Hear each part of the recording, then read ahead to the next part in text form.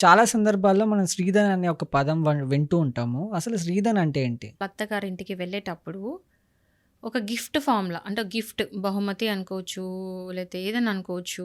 అది డబ్బులే గావచ్చు, వస్తు రూపమే గావచ్చు, గోల్డే గావచ్చు, ఆస్తులే గావచ్చు. ఇమ్మూవబుల్, మూవబుల్ ఏదైనా సరే.